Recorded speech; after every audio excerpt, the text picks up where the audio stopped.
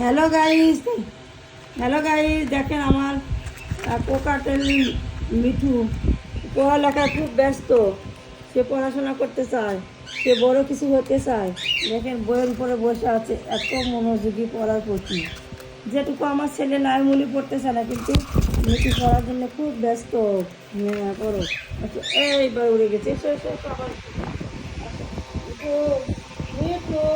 আচ্ছা বলবো না, বই না, তোমার বই না। বই বলে খুব ব্যস্ত মেয়ে আমার, খুব ব্যস্ত পড়ালেখা।